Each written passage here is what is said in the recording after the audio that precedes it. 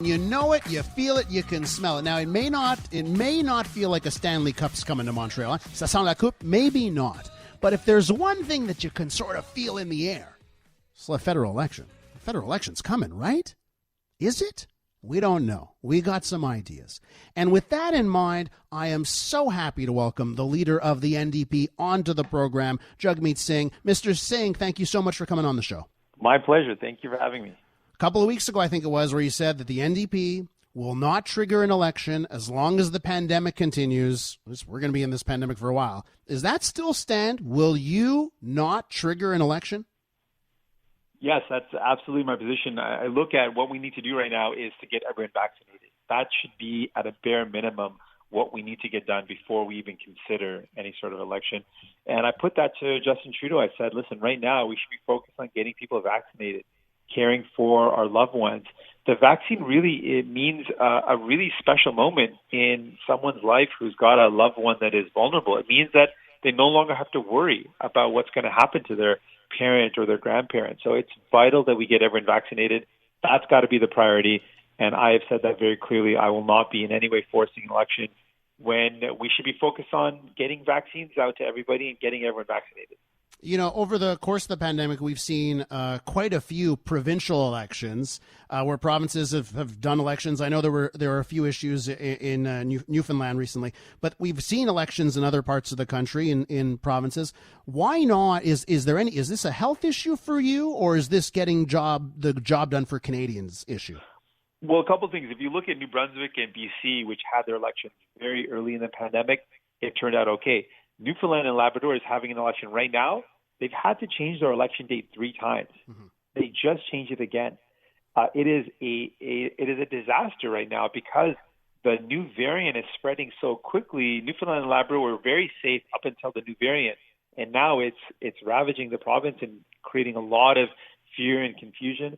And understandably so. It was the wrong decision for the government in Newfoundland and Labrador to call an election with the new variant, and that's really a good example of why we should not be having an election at the federal level.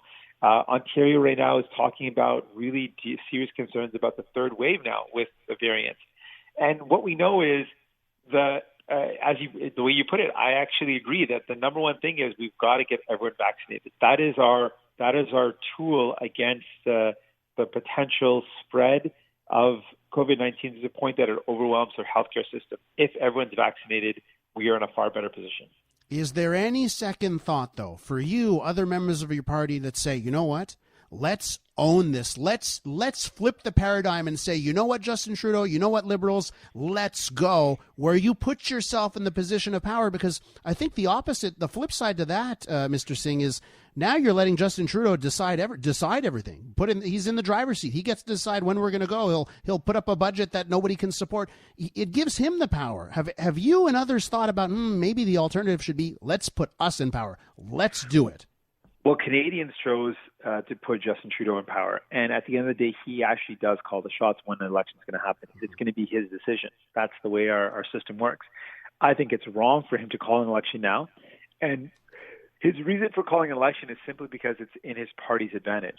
We're in a better position than we were in the last election. I would gain seats. We would gain seats if we went to an election.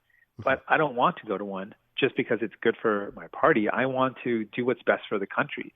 And it is, without any doubt, not in the country's interest, not in people's interest to go to an election when everything that we have, all our resources, all of our attention should be focused on getting the vaccine out to everyone.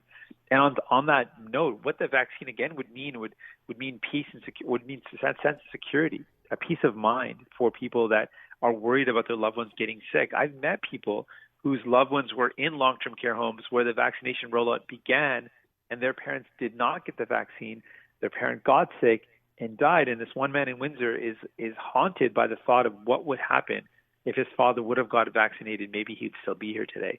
That's what drives me to say, no, it is not the right thing to do. Right now, we've got the vaccines. We've got to focus on getting them rolled out, making sure we get people vaccinated so that they're healthy and so that they're no longer at risk of this virus. We're with Jagmeet Singh, leader of the NDP. Now, the Liberals, they're sort of coy. They haven't really said when they're going to do a budget, right? We don't know when the budget is coming. will you support the next budget no matter what, even if you don't agree with the path the Liberals are taking budget-wise, pandemic responsibility-wise? Will you support it no matter what to stay out of the election? Well, we've said we're not going to look for a way to make an election happen. So that's our commitment.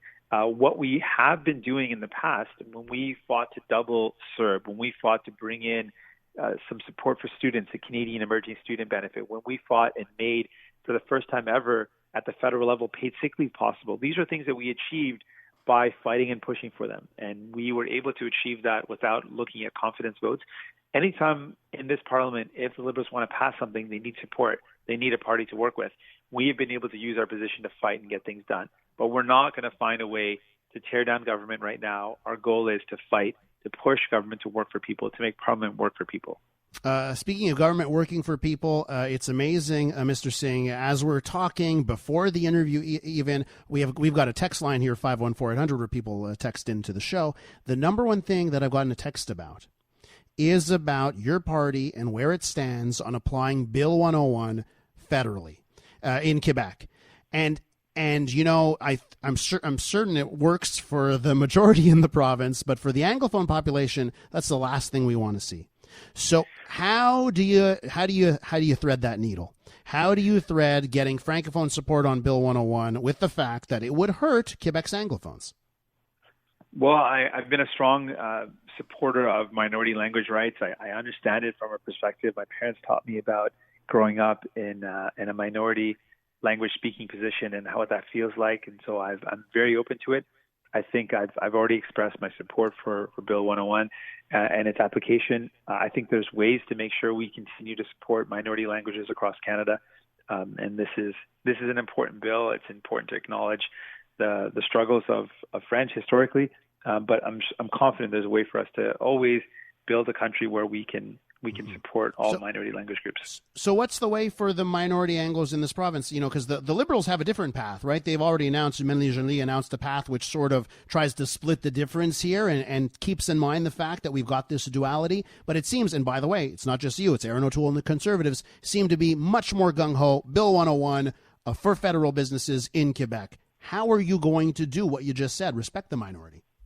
Well, I mean, on this bill, we have taken a position, and I support that. I believe that. I'm not changing that position. But in terms of supports, there needs to be ongoing supports to minority language groups across the country. The federal government has an important role to play, and we'll listen to and hear out folks when it comes to their suggestions on how we can provide better supports. One last question for you here, and it's a question I would ask Aaron O'Toole, leader of Conservatives, and I want to ask you, you know, we've seen all types of stories about how Aaron O'Toole has to sort of deal with extremism within his party. And there's a story of recent memory in your party and Nikki Ashton meeting with, you know, people who would say are clearly, you know, anti-Semitic or at least anti-Semitic adjacent from other countries. And how do you deal with that? The perception that sometimes there are members of your party that are just a little bit too left. Well, I would say with New Democrats, we are very aligned. All New Democrats, every single one of our members of the parliament are committed to fighting anti-Semitism. So we're united on that. We're all committed to things like women's choice, our right to choose. We're all committed to social justice. We're all committed to universal health care. So we've got a very united party when it comes to our support of human rights, support of fighting back against hate, fighting against anti-Semitism. And I can speak for every single one of our MPs that we all stand united on these very fundamental, important rights. The Conservatives are in a very different position where their divisions really strike to the heart of basic, well-established principles. You know, the idea of questioning a woman's right to choose at this point in time, the year 2021, just shows that they're in a completely different position. We have far more solidarity. We'll have great debates and we'll have disagreements, but we come from a very unified position when it comes to the rights of Canadians. Mr. Singh, really happy that you came on the program. You're welcome back anytime. Thanks so much. Thanks so much. For sure. We'll be back.